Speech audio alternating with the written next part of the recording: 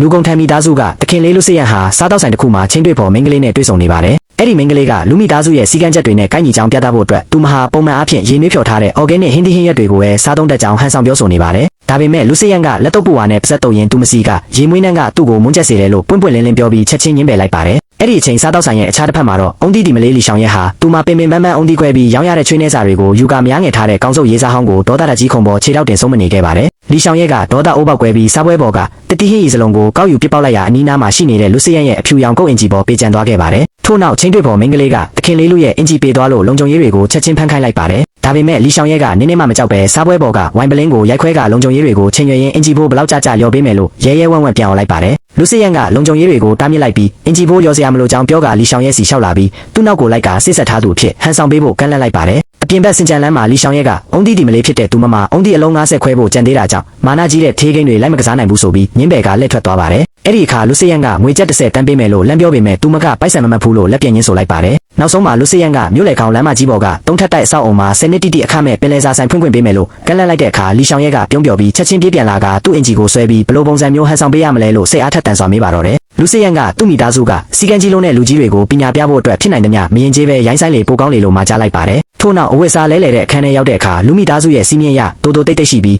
မိတ်ကပ်ဖြော့ဖြော့နဲ့အယောင်မိုင်းမိုင်းအဝတ်စားတွေကိုဝတ်ဆင်ခိုင်းခဲ့ပါတယ်။လီရှောင်ရဲကဒီလိုရောင်တွေကနေတိုင်းမတာအိမ်သွားမဲ့ပုံစံမျိုးဖြစ်နေတယ်ဆိုပြီးအဝတ်စားတွေကိုပြစ်ချကစိတ်ဆိုးပြီးအလုံးမလုံးတော့ဘူးလို့ညှင်းဆန်ခဲ့ပါတယ်။လူစိယံကလူမိသားစုရဲ့စီကံကိုဘယ်သူမှမဖြတ်ဘူးလို့ပြောတဲ့အခါလီရှောင်ရဲကသူမသွားတဲ့နေရာတိုင်းဟာစီကံမဲလို့ပြန်ပြောပြီးအခန်းထဲဝင်သွားခဲ့ပါတယ်။ခဏအကြာမှာတော့လီရှောင်ရဲဟာသူမစိတ်ကြရွေးချယ်ထားတဲ့အနီရောင်ပန်းပွင့်ကာဝင်တို့အဖြူရောင်ပေါ်ထက်အင်ဂျီနဲ့နေကမျက်မှန်အနက်ရောင်ကိုဝတ်ဆင်ပြီးယုံကြည်မှုအပြည့်နဲ့ထွက်လာကလူအိမ်တော်စီချီတက်သွားပါတယ်။လူအိမ်တော်မှာဒေါ်လေးဖြစ်သူကလူစိယံဟာတောသူမလေးတယောက်ကိုခေါ်လာတယ်ဆိုပြီးအထင်သေးစွာလက်ဖက်ရီတောက်နေခဲ့ပါတယ်။တကားပွင့်လာပြီးလူစိယံနဲ့အတူလီရှောင်ရဲကရေခဲစိန်ထားတဲ့ပင်လယ်စာအေးပုံးကြီးကိုဆွဲပြီးဝင်လာခဲ့ပါတယ်။ဒေါ်လေးဖြစ်သူကညီနဲ့တွေနံပြီးအိမ်တော်လေးတို့ကိုညဉ့်ညမ်းစေတယ်လို့ရွှင်ရှာစွာအော်ဟစ်တဲ့အခါလီရှောင်ရဲကပုံးထဲကကနန်းရှင်ကိုထုတ်ပြပြီးလူဆိုတာအမိဟောက်စားသုံးရကြောင်းမြက်ပဲစားနေရင်တိုးနဲ့ဘာမှမထူးတော့ဘူးလို့ပြန်လဲတုံ့ပြန်လိုက်ပါတယ်။ဒေါ်လေးဖြစ်သူကဒေါသထွက်ပြီးလူမိုက်မလေးကိုအပြင်ထုတ်ပစ်ဖို့အမိန့်ပေးချိန်မှာလီရှောင်ရဲကစားပွဲပေါ်ကရေနွေးပူရေနွေးအိုးကိုကိုင်းမြောက်ပြီးဘသူမဆိုလာထိရဲ့ရင်ထိကြည့်လိုက်လို့ဆင်ခေါ်လိုက်ပါတယ်။အဲ့ဒီအချိန်လူမိသားစုရဲ့မိခင်ကြီးကတုတ်ကောက်ကင်ပြီးအပေါ်ထက်ကဆင်းလာခဲ့ပါတယ်။စားတောက်ခန်းထဲရောက်တဲ့အခါအိမ်ဖော်ကဘာရတာမှမထည့်ထားတဲ့ကြက်သားပြုံးနဲ့မုံကြီးရဲ့ပြုတ်ပကံကိုချပေးခဲ့ပါတယ်။မိခင်ကြီးကလူမိသားစုတွေဝင်ချင်းရင်စီကံရပေါ်ပေါ်ပါအစားတောက်တွေကိုပဲစားရမှာဖြစ်ပြီးဒီပကံကိုကောင်းအောင်စားရင်အစောကဖြစ်ပျက်ခဲ့တာတွေကိုခွင့်လွှတ်ပေးမယ်။မဟုတ်ရင်အိမ်ပေါ်ကအခုချက်ချင်းဆင်းသွားဖို့အမိန့်ပေးလိုက်ပါတယ်။ထိုစစ်စားပွဲအောက်ကနေလူစိယံကလီရှောင်ရဲရဲ့ခြေထောက်ကိုတတိပေးတဲ့အနေနဲ့လမ်းနှုတ်လိုက်ပါတယ်။လီရှောင်ရဲကအရသာမရှိတဲ့အရွက်ပြုတ်ကံကိုကြည့်ပြီးမျက်စောင်းထိုးကနေတိုင်းအရသာမရှိတာတွေစားနေလို့မျက်နှာသွေးမကြည့်ပဲအေးအေးမွားတဲ့မျက်နှာဖြစ်နေတာလို့မိခင်ကြီးကိုပြန်ပတ်ခဲ့ပါတယ်။ဒါအပြင်မျက်စားပြီးအသက်ရှင်မယ်ဆိုရင်လက်တွေတောင်နှက်ဖြစ်နေလောက်ပြီလို့ထပ်ပြောလိုက်တာကြောင့်ဒေါ်လေးဖြစ်သူကမိခင်ကြီးကိုစော်ကားတယ်ဆိုပြီးစားပွဲကိုရိုက်ကဒေါသတက်ကြီးအော်ဟစ်ပါတော့တယ်။လီရှောင်ရဲကချက်ချင်းထရက်ပြီးမိဖို့ချောင်းနဲ့တန်းဝင်သွားပါတယ်။မိခင်ကြီးကလူတွေကိုလိုက်တားခိုင်းပေမဲ့လီရှောင်ရဲကမိဖို့ကိုဖွင့်စီတက်ကအ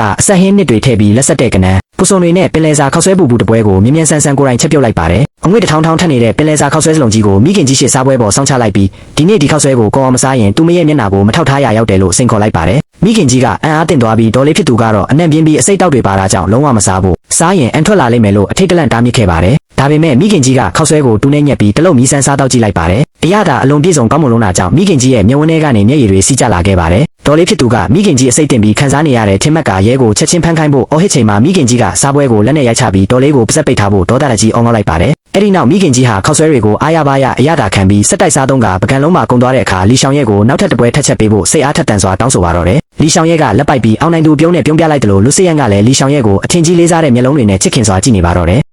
မိခင်ကြီးခောက်ဆွဲကိုအရသာခံစားနေချိန်မှာဒေါ်လေးဖြစ်သူကအောက်တန်းစားတွေစားတဲ့အမိုက်စားစာတွေဖြစ်လို့ချက်ချင်းအန်ထုတ်ပစ်ဖို့နဲ့အစာအိမ်ဆေးဖို့ဆရာဝန်ခေါ်ပေးမယ်ဆိုပြီးပကံကိုအတင်းဆွဲလုပ်ခဲ့ပါတယ်။အဲ့ဒီအခါမိခင်ကြီးကဒေါသတက်ကြီးနဲ့ဒေါ်လေးရဲ့လက်ကိုပုတ်ထုတ်လိုက်ပြီးသူမနေနဲ့ဘိုက်ဝအောင်စားတော့ရတာကိုလာပြီးဝင်ရှုပ်เสียမလို့ဘူးလို့အောင်းလိုက်ပါတယ်။ဒေါ်လေးဖြစ်သူကခောက်ဆွဲတဲ့အစိတ်မပါဘူးဆိုရင်တောင်တောသူမလေးဖြစ်တဲ့လီရှောင်ရဲဟာတန်ရှင်းမှုကိုအလွန်အမင်းအလေးထားတဲ့လူစိယံရဲ့စစ်ဆက်ထားသူမဖြစ်နိုင်ဘူးလို့အပြစ်ရှာဆွဆွဲခဲ့ပါတယ်။ဒါအပြင်အိမ်တော်စီကံရမင်္ဂလာမဆောင်ခင်စစ်ဆက်ထားသူတွေဟာအခန်းတစ်ခုထဲမှာအတူနေထိုင်ပြီးအကဲဖြတ်ခံရမယ်လို့စီကံထုတ်လိုက်ပါတယ်။တကယ်လို့အတူမအိပ်ပဲတိကျခွဲအိပ်ပါကမနှက်ဖြန်မိသားစုအစည်းအဝေးခေါ်ပြီးလီရှောင်ရဲကိုအိမ်ပေါ်ကနေနှင်ထုတ်ပစ်မယ်လို့ချင်းချောက်ပါတော့တယ်။ထို့နောက်အခန်းထဲရောက်တဲ့အခါလူစိယံကလီရှောင်ရဲကိုလိုက်နိုင်ရမယ်စီကံချက်၃ချက်ကိုထုတ်ပြန်လိုက်ပါတယ်။ပထမတစ်ခုကပင်လယ်စာနဲ့အသက်တွေကိုသူ့နေမြေထဲမယူဆောင်လာဖို့ဒုတိယတစ်ခုကတနေ့ကို၃ချိန်ရေချိုးဖို့နဲ့တတိယတစ်ခုကသူ့အိယာကိုလုံးဝမထိပဲဆိုဖာပေါ်မှာပဲအိပ်ဖို့ဖြစ်ပါတယ်။ဒါပေမဲ့လီရှောင်ရဲကစီကံတွေကိုဂယူးမဆိုင်ပဲအိယာပေါ်တန်းတက်လဲချလိုက်ပါတယ်။လူစိယံကမိဖို့ချောင်းနဲ့တွေပင်နေရဲ့အဝတ်စားတွေနဲ့အိယာပေါ်မတက်ဖို့ဒေါသတက်ကြီးအော်ဟစ်ဆွဲချချိန်မှာလီရှောင်ရဲကဒေါ်လေးဖြစ်သူအပြင်ကနေချောင်းကြည့်နေတာကြောင့်တရုတ်ဆောင်ရင်အဆုံးထိဟန်ဆောင်ရမယ်လို့ပြောလိုက်ပါတယ်။ အဲ့ဒီနောက်ဒေါ်လေးအခန်းတကားဖွင့်ဝင်လာချိန်မှာလီရှောင်ရဲကလူစစ်ရဲ့အပေါ်အင်ဂျီကျယ်ဒီကိုဖြုတ်ချကချွဲနွဲတဲ့အတန်နဲ့ပွေ့ဖက်ပြီးချစ်တင်းတော်နေတယ်လို့မျိုးဟန်ဆောင်ပြလိုက်ပါတယ်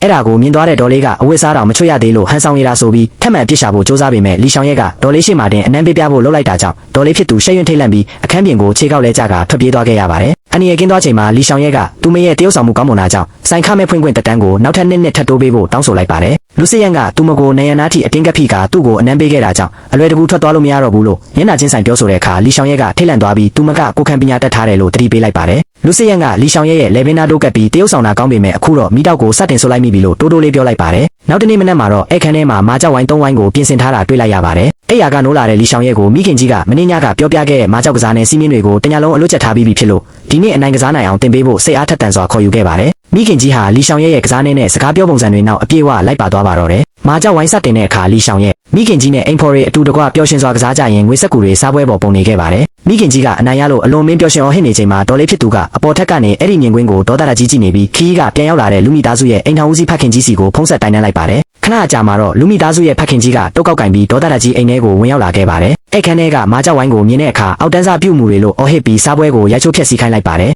်ဖခင်ကြီးကလီရှောင်ရဲကိုရေဆိုးမြောင်းရဲကကြက်မလေးလိုမိမရိုင်းလို့ဆဲဆိုကအပြင်ဘက်ကျုံးရည်တဲ့ပစ်ချဖို့အမိန့်ပေးပါတယ်လူစစ်ရန်ကလီရှောင်ရဲရှိကနေကာကွယ်ရက်တီပေးပြီးသူမဟာသူ့ရဲ့စစ်ဆက်ထားသူဖြစ်တာကြောင့်ဘသူမှမထိရဲစေရဘူးလို့ရဲရဲဝံ့ဝံ့ပြန်ပြောလိုက်ပါတယ်ဒေါ်လေးဖြစ်သူကလူစစ်ရန်ဟာမိမတယောက်ကြောင့်မျက်စိကန်းနေပြီဖြစ်တယ်လို့မိခင်ကြီးပါအောက်တန်းစားကစားနေတွေကစားပြီးမိသားစုရဲ့ဂုဏ်တိတ်ခါကိုညှိုးနှွမ်းစေတယ်လို့ထပ်မံမိထိုးပေးလိုက်ပါတယ်ဖခင်ကြီးကဒေါသအိုးပေါက်ကွဲပြီးမိခင်ကြီးရဲ့မုံဘိုးငွေအားလုံးကိုဖျက်တောက်ကဘိုးဝါးရိတ်တာဆောင်မှာတလားတိတိချုံနှောင်ထားဖို့အမိန့်ပေးလိုက်ပါတယ်ဒါအပြင်မိခင်ကြီးနဲ့လူစစ်ရန်နမီနဲ့ဖွင့်ထားတဲ့ဘဏ်ကအားလုံးကိုပိတ်သိမ်းပစ်မယ်လို့ကြုံရခဲ့ပါတယ်အဲ့ဒီအချိန်မှာတော့တိမခံနိုင်တော့တဲ့မိခင်ကြီးကဒေါ်လေးဖြစ်သူရဲ့ပါးကိုအားပြင်းပြင်းနဲ့ဖျက်ရိုက်ချလိုက်ပါတယ်ဒေါ်လေးကအံ့အားသင့်သွားချိန်မှာမိခင်ကြီးကမျက်ရည်တွေဝဲရင်ဖခင်ကြီးကိုမောကြီးကလူမိသားစုရဲ့ဂုဏ်တိတ်ခါဆိုတဲ့အရာအတွက်သူမဟာဒီလောက်အင်ကြီးထဲမှာအသက်မရှိတဲ့လူသေးတယောက်လိုအနှစ်20လုံးလုံးထမင်းတောင်ဘိုက်ဝအောင်မစားရပဲတိခတ်နေထိုင်ခဲ့ရကြောင်းအခုအချိန်မှာသူမနေနဲ့လွတ်လပ်စွာအသက်ရှူခြင်းယုံလေးကိုဂုဏ်တိတ်ခါနဲ့လာမတိုင်းတာဖို့ရင်ဖွင့်အောင်ဟစ်ပါတော့တယ်ဘိုးဝါးရိတ်တာဆောင်မှာမိခင်ကြီးဒူးထောက်ပြစ်တန်ခံနေရချိန်လီရှောင်ရဲရောက်လာပြီးသူမကာကွယ်ပေးထားတဲ့သူကိုဒီမျိုးထဲမှာဘသူမှလာကြုံအောင်ခွင့်မရှိဘူးဆိုကမိခင်ကြီးကိုဆွဲထုတ်လိုက်ပါတယ်အဲ့ဒီနောက်စိတ်ပြေလက်ပြောက်ဈေးဝယ်ထွက်ဖို့ခေါ်ထုတ်ချိန်မှာမိခင်ကြီးကသူ့ကတ်တွေအပိတ်ခံထားရကြောင်းပြောပေမ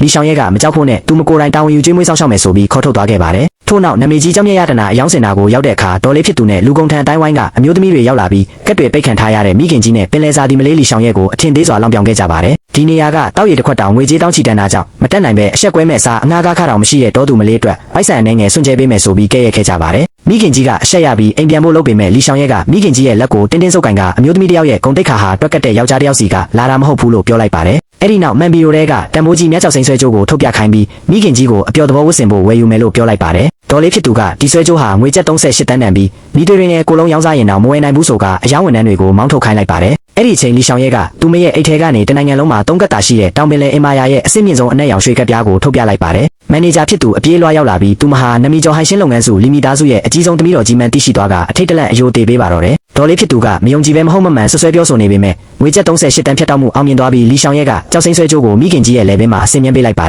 ယ်ထို့နောက်လီရှောင်ရဲကမိခင်ကြီးဟာလေတူးညဉ့်ညမ်းစေတဲ့အမိုက်တရိုက်တွေနဲ့နေရာတစ်ခုထဲမှာမနေချင်ဘူးလို့ပြောကလုံခြုံရေးတွေကိုပစက်တရမ်းနေတဲ့ဒေါ်လေးနဲ့အပေါင်းပါတွေကိုအပြင်ကိုဆွဲထုတ်ပစ်ဖို့အမိန့်ပေးလိုက်ပါတယ်အဲ့ဒီအချိန်လူစစ်ရဟာစိုးရိမ်တကြီးပြေးဝင်လာပြီးမိသားစုကတ်တွေပိတ်ထားပေမဲ့သူ့စီမှာပိုက်ဆံရှိသေးတာကြောင့်မကြောက်ကြဖို့အော်ပြောလိုက်ပါတယ်ဒါပေမဲ့အယောင်းဝန်ထမ်းအားလုံးလီရှောင်ရဲရှေ့မှာခါညွတ်ရိုတေးပေးနေတာကိုတွေ့လိုက်ရပါတယ်လီရှောင်ရဲကလူစစ်ရရဲ့မေးစေကိုကန်ကနောက်ကျသွားပြီဖြစ်ကြောင်းနဲ့ဒီနေ့ကစားပြီးလူစစ်ရနဲ့သူ့မိကိုသူမကတာဝန်ယူကျွေးမွေးဆောင်ရှောက်တော့မယ်လို့ပြောလိုက်ပါတယ်လူစစ်ရကလီရှောင်ရဲရဲ့ခါကိုဆွဲဖက်ပြီးကောင်နာဘော်တုံးကတ်ကမျက်တောင်တစ်ချက်မခတ်ပဲ38တန်းသုံးနိုင်တဲ့လီရှောင်ရဲဟာတကယ်တော့ဘသူလဲဆိုတာနဲ့သူ့ကိုပိုက်ဆံနဲ့ထောက်ပတ်မှလားအသက်နဲ့ထောက်ပတ်မှလားလို့မေးခွန်းထုတ်လိုက်ပါတယ်ကားပေါ်ရောက်တဲ့အခါလူစစ်ရကလီရှောင်ရဲရဲ့နောက်ခံအကြောင်းနဲ့ဘသူတွေစီကဒီလောက်များပြားတဲ့ငွေကြေးတွေရထားတယ်လဲဆိုပြီးစစ်မေးခဲ့ပါတယ်လီရှောင်ရဲကသူ့ကိုအလိုလိုက်တဲ့သူစီကရထားတာဖြစ်ပြီးကြိုက်တယ်လို့သုံးခွင့်ရှိတယ်လို့ပြန်ပြောခဲ့ပါတယ်လူစစ်ရန်ကပိုက်ဆံကြိုက်ရင်နှစ်စပေးမယ်ဆိုပြီးသူ့နာမည်ပေါက်ငွေကျပ်1ဘီလီယံတန်ဖိုးရှိတဲ့လူလုပ်ငန်းစုရဲ့ share ဆက်900ခိုင်နှုန်းလွှဲပြောင်းပေးမဲ့စာချုပ်ကိုထုတ်ပေးကအဲ့ဒီလူကြီးနဲ့အဆက်အသွယ်ဖြတ်ဖို့နဲ့နောက်လီရှောင်ရဲရဲ့အသက်ဟာသူ့တယောက်တည်းအတွက်သာဖြစ်ရမယ်လို့ကပြောလိုက်ပါတယ်ကားပေါ်ကဆင်းလာချိန်မှာတော့အချိန်ပြင်းစွာမောင်းနှင်လာတဲ့လူသက်ဆိုင်တဲ့တစည်းကလီရှောင်ရဲစီတဲ့ဝင်တိုက်ဖို့ဥတီလာခဲ့ပါတယ်လူစစ်ရန်ကတတိထားဆိုပြီးလီရှောင်ရဲကိုအတင်းဆွဲဖက်ကာကွယ်လိုက်တာကြောင့်မြေပြင်ပေါ်အတူတကွလဲကျသွားပြီးလူစစ်ရန်ရဲ့လက်မှာသွေးတွေအများပြားထွက်သွားခဲ့ပါတယ်ဆိုင်ကယ်မောင်းပြေးသွားချိန်မှာတက်တော်ဆောင်ကအရေးပေါ်ဒိတ်တာယူဖို့လုပ်ပေမဲ့တန်ရှင်းမှုကိုအလွန်မင်းယူသွတ်တဲ့လူစစ်ရန်ဟာသူ့ရဲ့အင်ဂျီပေကျန်သွားတာနဲ့လက်ကသွေးထွက်တန်ရာကိုလုံးဝယူမဆိုင်ပဲလီရှောင်ရဲ့ထိခိုက်တန်ရာရသွားသလားဆိုတာကိုသာစိုးရိမ်တကြီးစစ်ဆေးမေးမြန်းခဲ့ပါတယ်လီရှောင်ရဲ့ကလူစစ်ရန်ရဲ့တန်ရှင်းမှုနယ်မြေပျက်စီးသွားပြီလို့ပြောရင်သွေးထွက်နေတဲ့လက်ကိုစုပ်ကင်ပေးလိုက်ချိန်မှာလူစစ်ရန်ကလီရှောင်ရဲ့အတွက်ဆိုရင်ဒီလော်ကီရှင်းညွန်နဲ့ခုံဆင်းရတာတန်ပါတယ်ဆိုပြီးလီရှောင်ရဲ့ကိုမျက်နှိုးစွာနှမ်းရှိုက်လိုက်ပါတယ်အဲ့ဒီနောက်လူစစ်ရန်ကလီရှောင်ရဲ့ကိုပွင့်ချီကသူမရဲ့ကဘာစီအခုချက်ချင်းခေါ်သွားဖို့ပြောလိုက်ပါတယ်ထို့နောက်လီရှောင်ရဲ့ကကိုယ့်အင်ဂျီပြည့်နဲ့လူစစ်ရန်ကိုလူစီကားပြီးစူညံနေရဲ့လမ်းဘေးညဈေးတန်းပင်လယ်စာဆိုင်ကိုခေါ်ဆောင်လာခဲ့ပါတယ် ပလက်စတစ်ကူလားထိုင်ပေါ်ထိုင်ခိုင်းပြီးအဆက်ဆုံးกินထားတဲ့ဂျက်ကျူတွေနဲ့ပုစွန်ထုတ်အဆက်ဟင်းတွေကိုမာယူလိုက်ပါတယ်အဲ့ဒီချိန်တောက်စားမှုရင်းနေတဲ့လူမိုက်တယောက်ရောက်လာပြီးလီရှောင်ရဲကိုအရက်တူတောက်ဖို့လာရောက်ပုခုံးဖက်ထိကပါကြီးကပါလှုပ်လိုက်ပါတယ်လူစရက်ချက်ချင်းထရက်ပြီးအဲ့ဒီလူမိုက်ရဲ့လက်ကိုဖမ်းချုပ်ကစားပွဲပေါ်ကအဆက်ဟင်းရည်တွေရဲ့ခေါင်းကိုဆောင်းဖိချလိုက်ပါတယ်နောက်တစ်ချိန်လီရှောင်ရဲကိုညစ်ပတ်တဲ့လက်နဲ့လာထိရင်တမျိုးလုံးမှာထမင်းတောင်တောင်းစားလို့မရအောင်လုပ်ပစ်မယ်လို့ချိန်မောင်းပြီးမောင်းထုတ်လိုက်ပါတယ်လူစရက်ကစီရီပေးချန်သွားတဲ့သူ့လက်ကိုကြည့်နေချိန်မှာလီရှောင်ရဲကလက်တော့ပူဝါနဲ့ညင်သားစွာတုပ်ပေးရင်လော်ဂီညစ်ကြေးတွေပေးချန်ယုံနဲ့တင်မသွားနိုင်တယ်လို့ဒီလက်တွေကသူ့မကိုကာကွယ်ပေးနိုင်ခဲ့ကြောင်းပြောပြခဲ့ပါတယ်အဲ့ဒီနောက်အခွန်နွားထားတဲ့ပုစွန်ထုတ်ဆက်တကောင်ကိုလူစရက်ရဲ့ပစက်ထဲကိုတိုက်ရိုက်ခွင့်ကျွေးလိုက်ပါတော့တယ်လူစရက်ဟာလီရှောင်ရဲခွင့်ကျွေးရဲ့ပုစွန်ထုတ်ဆက်ကိုအရသာခန်းစားသုံးရင်သဘောကျပြုံးရှင်နေချိန်မှာသူ့ရဲ့အတွင်းမှုအပြေးလွှားရောက်လာပြီးကုမ္ပဏီမှာအရေးပေါ်အခြေအနေကြုံနေရပြီလို့အထိတ်တလန့်အတိပေးလာခဲ့ပါတယ်ဒုတိယသခင်လေးလူကျက်အန်ဟာအဖွားကြီးရဲ့ကိုပိုင်တစိတ်တုံးကိုကိုင်းဆောင်ကဒါရိုက်တာဖွဲ့ဝင်တွေနဲ့ပူးပေါင်းပြီးလူလုပ်ငန်းစုတစ်ခုလုံးကိုတင်ပိုက်ဖို့အရေးပေါ်အစည်းအဝေးခေါ်ယူထားတာဖြစ်ပါတယ်အစည်းအဝေးကမထဲမှာလူကျက်အန်ကအကိုကြီးလူစရက်ကိုကတ်တွေပိတ်ခံရတဲ့အပြင်မနေ့ပြန်စတင်ဖွင့်လှစ်မဲ့ဆိုင်ခွဲတဲ့အတွက်ကုန်ကျန်းပစ္စည်းဖြန့်ဖြူးသူအားလုံးကိုကြိုတင်ပိတ်ဆို့လိုက်ပြီဖြစ်လို့အမဲသားတပြားခနန်းတကောင်တောင်ရမှာမဟုတ်ဘူးလို့လောင်ပြောင်ကျုံသွားခဲ့ပါတယ်ဖခင်ကြီးကလည်းလူစရက်ကိုတောသူမလေးနဲ့အဆက်အသွယ်ဖြတ်ပြီးလူကျက်အန်ကိုဒူးထောက်တောင်းပန်ကအညံ့ခံဖို့ဒေါသတကြီးအမိန့်ပေးခဲ့ပါတယ်ဒါပေမဲ့လူစရန်ကသူဟာသူညကနေပြန်ဆက်ရရင်တောင်ဘသူရဲ့ချင်းချောက်မှုကိုမှအညံ့ခံမှာမဟုတ်ဘူးလို့ပြက်ပြက်သားသားတုံ့ပြန်ပြီးအခန်းထဲကထွက်ခွာသွားပါတယ်အဲ့ဒီအခြေအနေကိုအဝေးကနေမြင်တွေ့လိုက်ရတဲ့လီရှောင်ရဲဟာစိတ်မကောင်းဖြစ်သွားပြီးဖုန်းကိုချက်ချင်းထုတ်ကသူမရဲ့ဖခင်ဖြစ်သူစီခေါ်ဆိုလိုက်ပါတယ်သူမကဖခင်ဖြစ်သူစီမှာရှိတဲ့ကဘာတဝမ်းကအစင်းမြင့်ကုန်ကျန်းထောက်ပံ့ရေးကွင်းဆက်အားလုံးကိုလှုပ်ရှားခိုင်းပြီးမနေ့၈နာရီမတိုင်ခင်အစင်းမြင့် A5 အမဲသားနဲ့တူနာငါးတွေအပြည့်တင်ထားတဲ့ကြီးကားအေကန်ကုန်တင်ကားကြီးတစ်ဆက်စီးကိုမြို့ထဲပို့ပေးဖို့အမိန့်ပေးလိုက်ပါတယ်သူမရဲ့ယောက်ျားကိုလာထိတဲ့သူတွေကိုတမိသားစုလုံးတောင်းစားရအောင်လုပ်ပြမယ်လို့ကြုံရလိုက်ပါတယ်နောက်တနေ့မနက်စားတောက်ဆိုင်ရှိမှာလူကျက်အန်နဲ့ဖခင်ကြီးတို့ကကုန်ကျန်းမရှိဘဲဆိုင်ဖွင့်လို့မရတော့တာကြောင့်လူစရန်ကိုအမွေဆက်ခံသူနေရာကနေချက်ချင်းနှုတ်ထွက်ပေးဖို့လူများရှိမှာအော်ဟစ်ဖိအားပေးနေကြပါတယ်အဲ့ဒီအချိန်မှာပဲဟိုင်ရှင်းလုပ်ငန်းစုရဲ့နမီပါရှိတဲ့အေကန်ကုန်တင်ကားကြီးတစ်ဆက်စီးဆိုင်ရှိကိုအရှိန်ပြင်းစွာမောင်းဝင်လာခဲ့ပါတယ်ကားပေါ်ကနေမော်တော်ဆိုင်ကယ်ဝတ်စုံနဲ့လီရှောင်ရဲဆင်းလာပြီးလူစရန်ရဲ့အင်ဂျီကော်လာကိုဆွဲကမနေ့ကလူစရန်ပေးခဲ့တဲ့လက်ဖွဲ့စာချုပ်ကိုလက်ခံလိုက်ပြီးဖြစ်တယ်လို့ဒါတွေဟာသူ့မဘက်ကပြန်ပေးတဲ့တမိုးကြီးတင်တောင်းလက်ဆောင်တွေဖြစ်ပြီးသူတို့မျက်နှာတွေကိုရိုက်ခွဲဖို့လုံလောက်ပြီလားလို့မေးလိုက်ပါတယ်ကုန်တင်ကားတွေတဲကအငွေ့တစ်ထောင်ထောင်ထွက်နေတဲ့လက်ဆက်တဲ့ကုန်ကျန်းတွေကိုမြင်တဲ့အခါလူမိသားစုရဲ့ဖခင်ကြီးကအလွန်မင်းတုံလို့သွားပြီးမိသားစုဝင်တွေချစ်တာကြောင့်ကုန်ကျန်းတွေကိုလူမိသားစုရဲ့တိုးလောင်ယုံနဲ့ထည့်ပေးဖို့မျက်နှာပြောင်တိုက်တောင်းဆိုခဲ့ပါတယ်ထိုစစ်လီရှောင်ရဲကဖခင်ကြီးကိုမျက်နှာပြောင်တိုက်လုံးတယ်လို့ပြန်ပတ်လိုက်ပြီးဒီကုန်ကျန်းတွေဟာလူစရန်တယောက်တည်းအတွက်သာဖြစ်ကြောင်းလူလုပ်ငန်းစုကလိုချင်ပါကပေါက်ဈေးရဲ့တုံးစားပေးရမည့်အပြင်လူကျက်အန်အနေနဲ့လူများရှိဒူးထောက်ပြီးစားဖို့မှုတွေကိုတောင်းပန်ရမယ်လို့စီကံတက်မှတ်လိုက်ပါတယ်လူကျက်အန်ကမကျေနပ်ပဲလီရှောင်ရဲဟာလက်ညာနေတာဖြစ်ပြီးကားတွေကိုငားလာတာဆိုကပြေးတက်ဖြက်စီးဖို့စ조사ချိန်မှာဟိုင်ရှင်းလုပ်ငန်းစုရဲ့တက်တော်ဆောင်ကသူ့ကိုတစ်ချက်တည်းနဲ့မြေပြင်ပေါ်ဆောင်းကန်ပစ်ချလိုက်ပါတယ်လီရှောင်ရဲကဒူးမထောက်ပါကဒီကုန်ကျန်းတွေကိုလူစရန်ရဲ့ဆိုင်ခွဲတစ်ခုတည်းကိုသာပို့ပေးမှဖြစ်ပြီးကျန်တဲ့လူမိသားစုဆိုင်တွေအားလုံးကုန်ကျန်းပြက်လက်ပြီးပေးရလိမ့်မယ်လို့ပြောလိုက်တဲ့အခါဖခင်ကြီးကိုယ်တိုင်ကဒေါသတကြီးနဲ့လူကျက်အန်ရဲ့ပါးကိုဖျက်ရိုက်ပြီးဒူးထောက်ခိုင်းလိုက်ပါတော့တယ်ထို့နောက်ကားပေါ်ပြန်ရောက်တဲ့အခါလူစရန်ကဟိုင်ရှင်းလုပ်ငန်းစုကလီရှောင်ရဲ့အကြောင်းနဲ့သူ့အပေါ်ဘာတွေဖုံးကွယ်ထားသေးလဲဆိုပြီးစစ်မေးလိုက်ပါတယ်လီရှောင်ရဲကသူမစီမှာငွေတွေတုံးမကုန်အောင်ပေးထားတဲ့လူကြီးတယောက်ရှိတယ်လို့ပြောတဲ့အခါလူစရန်ကတဝင်းတို့မှုအပြည့်နဲ့လီရှောင်ရဲရဲ့မေးစေကိုကိုင်းကအဲ့ဒီလူကြီးထက်တစ်ဆယ်ဆပိုပေးမှဖြစ်လို့နောက်အဲ့ဒီလူကြီးနဲ့လုံးဝအဆက်အသွယ်မလုပ်ဖို့နက်ရှိုက်လူနီးပါးသတိပေးခဲ့ပါတယ်အဲ့ဒီအချိန်လီရှောင်ရဲရဲ့ဖုံးမိလာပြီးလူစရန်ကဖုံးကိုကောက်ကင်ကလီရှောင်ရဲဟာသူ့မိမဖြစ်သွားပြီဖြစ်လို့ရော်ချင်းငွေဘလောက်လိုချင်လဲတစ်သက်လုံးစားမကုန်အောင်ပေးမယ်လို့လမ်းអော်လိုက်ပါတယ်ဖုံးတစ်ဖက်ကနေအတန်းနဲ့ကြီးနဲ့အဲ့ဒီလူကလီရှောင်ရဲရဲ့အဖေရင်းဖြစ်တဲ့လီဒါလုံးဖြစ်ကြောင်းအခုချက်ချင်းလူခေါ်ပြီးလာရိုက်တက်မယ်လို့ချိန်မောင်းလိုက်တာကြောင့်လူစရန်ခများထိတ်လန့်သွားပါတယ်ခဏအကြာမှာတော့လီရှောင်ရဲရဲ့ဖခင်လီဒါလုံးဟာတားမကြီးကင်ပြီးစားဖို့မှုတွေချန်ရန်ကရောက်လာခဲ့ပါတယ်လူစရန်ကချက်ချင်းဥညွတ်ရိုတေးပေးပြီးဖုံးလေးကကိစ္စဟာနားလည်မှုလွဲမှားခြင်းဖြစ်ကလီရှောင်ရဲအပေါ်တကယ်စိတ်ရင်းမှန်ပါကြောင်းပြောပြခဲ့ပါတယ်လီဒါလုံးကသူ့တမက်ဖြစ်ခြင်းရင်တတိရှိမရှိစမ်းတက်မယ်ဆိုပြီးနေရုပ်တီအဆက်တစ်စလုံးနဲ့ပြင်းအား68ဒီဂရီရှိတဲ့အရက်တပလင်းကိုစားပွဲပေါ်တင်ပေးလိုက်ပါတယ်လူစရန်ကနေရုပ်တီကိုစားဖို့လက်လန်းချိန်မှာလီရှောင်ရဲကစားပွဲကိုကန်ချဖျက်ဆီးလိုက်ပြီးလူစရန်မှာအစာအိမ်ယောဂပြင်းထန်စွာရှိနေတာကြောင့်သူမရဲ့ယောက်ျားကိုခနာကိုထိခိုက်ခံပြီးအချစ်ကိုတက်တေပြခိုင်းစရာမလိုဘူးလို့ဖခင်ဖြစ်သူကိုဒေါသတကြီးအော်ဟစ်ကာကွယ်ပေးလိုက်ပါတယ်။သမီးဖြစ်သူကလူစရန်ကိုအပြည့်အဝကာကွယ်ပေးနေတာကိုမြင်တဲ့အခါလီဒါလုံးကသဘောကျစွာရဲမောပြီးလူစရန်ကိုတမက်အဖြစ်သဘောတူလိုက်ပါတယ်။အဲ့ဒီနောက်တမက်ဖြစ်သူအနေနဲ့မိတ်ဆက်တဲ့အနေနဲ့ဒီရက်တစ်ခွက်တော့တောက်ရမယ်လို့ကမ်းပေးလိုက်တဲ့အခါလူစရန်ကမဆိုင်မတော့ပဲမောတောက်ပြလိုက်ပါတော့တယ်။ပြင်းအားကြီးတဲ့အရက်ကိုမောတောက်လိုက်တဲ့လူစရန်ဟာချက်ချင်းမူရရိုင်နဲ့သွားပြီးလီရှောင်ရဲရဲ့ကိုပေါ်မိကျသွားပါတယ်။လီရှောင်ရဲကမတောက်နိုင်ပဲဘာလို့မာနာတင်းတောက်ရတာလဲဆိုပြီးစိုးရိမ်တကြီးစုပူကသူမရဲ့ဖခင်လီဒါလုံးကိုအခန်းထဲအမြန်ကူတွဲဖို့ပေးဖို့အကူအညီတောင်းခဲ့ပါတယ်။လူစရန်ကတော့ရင်မှုနေရင်ကသူ့မိမလီရှောင်ရဲကလွဲပြီးဘသူမှသူ့ကိုမထိရဘူးလို့အော်ဟစ်ညင်းဆန်ခဲ့ပါတယ်။အနားယူတဲ့အခန်းထဲရောက်တဲ့အခါလီရှောင်ရဲကအဝတ်စားတွေချုပ်ပြီးအနားပေးဖို့ပြင်ဆင်ပေမဲ့လူစရန်ကသူ့မကိုဆိုဖာပေါ်ဆွဲလဲချပြီးအတင်းပွေးဖက်ကအနမ်းပေးဖို့ကြိုးစားပါတယ်။လီရှောင်ရဲကလူစရန်ရဲ့အစာအိမ်ယောဂအတွက်ဆေးသွားယူပေးဖို့ဖဲခိုင်းပေမဲ့လူစရန်ကငယ်ငယ်ကလေးကသူ့ကိုအရသာမရှိတဲ့အစားအစာတွေရဲ့ကြွေးပြီးပြည့်စုံတဲ့ဆက်ရုပ်တရုပ်လိုကြီးပြင်းလာစေခဲ့တာဖြစ်ကြောင်း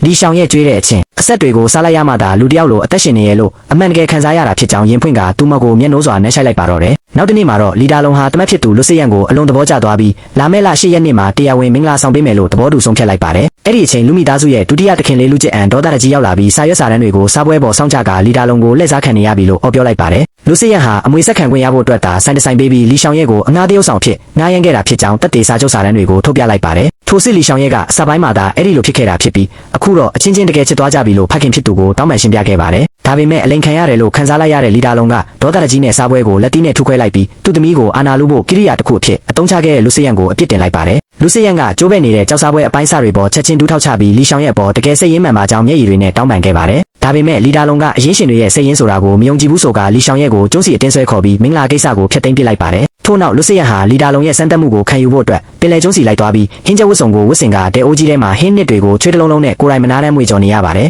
်လီဒါလုံးကအတန်ချက်ဆက်နဲ့အော်ဟစ်ချက်မှတ်နေတယ်လို့အဝေးကနေကြည့်နေတဲ့လီရှောင်ရဲ့ကလည်းလူစရန်ပင်ပန်းနေတာကိုကြည့်ပြီးမျက်ရည်ကျနေခဲ့ပါတယ်အဲ့ဒီအချိန်လူကျက်အန်ကလူစရက်မရှိတဲ့အချိန်မှာဖခင်ကြီးစီကနေလူလုပ်ငန်းစုရဲ့လုပ်ပိုင်ခွင့်အာဏာအားလုံးကိုလွှဲပြောင်းယူလိုက်ပြီးနိုင်ငံရခြားငွေလွှဲခွင့်ဆက်အားလုံးကိုဖျက်တောက်ကလူစရက်ကိုတေဝါလီခံရအောင်လုပ်ပစ်လိုက်ပြီးလို့ဖုံးဆက်လောင်ပြောင်လိုက်ပါတယ်။ဒါ့အပြင်လူကျက်အန်ရဲ့အပေါင်းပါရွှေစံပင်လူမိုက်ကလူစရက်တက်လာတဲ့ပင်လယ်စာပန်းကိုရိုက်ချောက်ကန်ချပြီးသူ့ပေါင်ကြားထဲကတွားသွားပြီးဗီဒီယိုရိုက်ခွင့်ပေးရင်လူကျက်အန်ကငွေကျပ်တသိန်းစွန့်ကြဲပေးမယ်လို့လောင်ပြောင်စော်ကားလိုက်ပါတယ်။လူစရက်ဒေါသထွက်နေချိန်မှာပဲလီရှောင်ရဲ့ပြေးလာပြီးစားပွဲပေါ်ကဟင်းရီပူပူစလုံးကြီးကိုကန်ထုတ်လိုက်ရအဲ့ဒီလူမိုက်ရဲ့မျက်နှာပေါ်တဲတဲကျသွားပါတယ်။လီရှောင်ရဲ့ကလဲကျနေတဲ့လူမိုက်ရဲ့လဲပင်ကိုခြေထောက်နဲ့နင်းဖိထားပြီးသူမရဲ့နေမြေထဲမှာသူမရဲ့ယောက်ျားကိုလာစော်ကားတဲ့သူကိုပင်လယ်ရေမော်ဟင်းချိုချက်ပစ်မယ်လို့ချင်းချောက်မောင်းထုတ်လိုက်ပါတယ်။လီရှောင်ရဲကလူစရန်ကိုဆွဲခေါ်ကဖခင်ဖြစ်သူလီဒါလုံးရှိသွားရောက်ပြီးလူစရန်ဟာဖခင်ကြီးရဲ့စမ်းသပ်မှုကိုခံယူနေရလို့ကုမ္ပဏီကိုမကြည့်နိုင်ချိန်မှာလူယုံမာတွေရဲ့အနိုင်ကျင့်အဆက်ခွဲတာကိုခံနေရပြီဖြစ်ကြောင်းဒေါသတကြီးကကွယ်ပြောဆိုလိုက်ပါတယ်။လီဒါလုံးကအခြေအနေဆိုးရဲမှာတောင်လူစရန်ရဲ့မာနနဲ့တတိကိုစမ်းသပ်ခဲ့တာဖြစ်ကြောင်းပြောကဒီချက်တဲကိုဘလို့ပြန်လည်တိုက်ခိုက်မလဲလို့မေးမြန်းခဲ့ပါတယ်။လူစရန်ကလွန်ခဲ့တဲ့6လကတည်းကလူကျက်အန်ရဲ့ငွေကြေးခိုးယူလွှဲပြောင်းမှုတွေကိုကြိုတင်စုံစမ်းထားပြီးဖြစ်ကြောင်းပိုက်ဆံလွှဲတဲ့ပြည်ပကုမ္ပဏီတွေအားလုံးဟာသူ့ဘက်က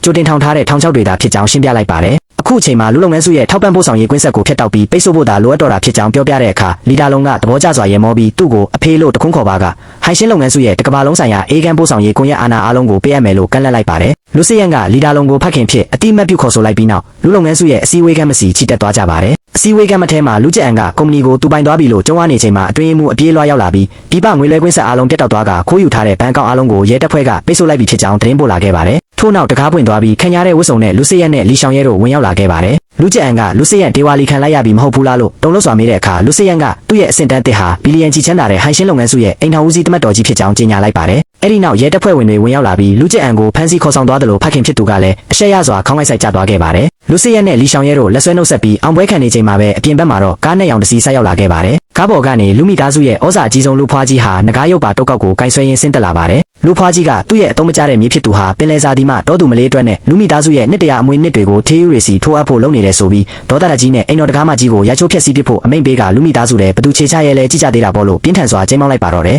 ။လူမိသားစုရဲ့ဩဇာအကြီးဆုံးလူဖွားကြီးဟာငကားရုပ်ပါတုတ်ကောက်ကိုကင်ဆွဲပြီးအိမ်တော်ဝင်းထဲကိုဝင်ရောက်လာခဲ့ပါတယ်။အဲ့ဒီနောက်အဝါရောင်ပြန်ကားတစ်စီးအရှိန်ပြင်းစွာထိုးရက်လာပြီးလီရှောင်ရဲ့ဆင်းလာခဲ့ပါတယ်။လူဖွားကြီးကလီရှောင်ရဲ့ကိုသူ့မြေးလူစရန်ကိုပြူစားပြီးလူမိသားစုရဲ့အမွေဆက်ခံသူနေရာကိုပါဆွတ်လွတ်စေခဲ့ပင်လယ်ငါးညီနှန်းထွက်နေတဲ့တောသူမလေးဆိုပြီးအထင်သေးစွာဆွဆွဲလိုက်ပါတယ်။လီရှောင်ရဲ့ကမမှန်ကန်ကြောင်းပြန်လည်ရှင်းပြရင်လူစရန်ကလူမိသားစုကိုမလိုချင်တာမဟုတ်ပဲသူမကိုယ်တိုင်ကတနာလို့အိမ်ထောင်ပြုသမတ်ဖြစ်လက်ခံပေးထားတာလို့ခက်ပြက်ပြက်ပြန်ပတ်လိုက်ပါတယ်။ထို့နောက်လူဖွားကြီးကဒေါသကြီးနဲ့တုတ်ကောက်ကိုမြေကြီးပေါ်ဆောင်းချကလူမိသားစုရဲ့နှစ်တရာကုန်တိတ်ခါကိုအောက်တန်းစားတွေလာမညှိုးနှွမ်းစေဖို့တတိပေးပြီးလူမိသားစုရဲ့အိမ်ထောင်ဦးစီးခေါင်းဆောင်ဖြစ်ဝင်ရောက်ခွင့်ရဖို့စာမေးပွဲ၃ချက်ဖြေဆိုရမယ်လို့အမိန့်ထုတ်ပါတယ်။ပထမစာမေးပွဲဖြစ်မျက်လုံးကိုအဝတ်စည်းကတမိနစ်အတွင်းအစစ်မြင့်9ဦးအနှစ်3မျိုးရဲ့ထွက်ရှိရာဒေတာကိုခွဲခြားခိုင်းပြီးမအောင်မြင်ပါကမျိုးတွေကနေအပြီးထွက်သွားဖို့ရာဇတန်ပေးပါတယ်။လူစရန်ကတားဆီးဖို့စ조사ပေမဲ့လီရှောင်ရဲကသူ့ကိုလက်တွန်းဖယ်ကမျက်လုံးကိုအဝတ်မီစီးပြီးအနံ့ခံဆန်းတက်ပြခဲ့ပါတယ်။လီရှောင်ရဲကပထမတစ်ခုကိုအနံ့ခံယုံနဲ့ကက်စပီယန်ပင်လယ်ထွက်ဘီလူကငါးကြီးကိုအနစ်ဖြစ်ကြောင်းသို့တော့အေဂန်ပို့ဆောင်ရေးမှာအပူချိန်တူးည9ဒီဂရီလွဲချော်ခဲ့လို့ညှိနှံပြင်းသွားတဲ့ချို့ရင်းချက်ပါပစ္စည်းဖြစ်ကြောင်းတိကျစွာထောက်ပြလိုက်ပါတယ်။လူဖွားကြီးကအံ့အားတင်သွားပြီးဒါတွေကိုဘလို့တိတလဲလို့မေးတဲ့အခါလီရှောင်ရဲကဟိုင်ရှင်းလုပ်ငန်းစုဟာအပျော်တမ်းလုပ်နေတာမဟုတ်ပဲသူမအသက်3နှစ်ကလေးက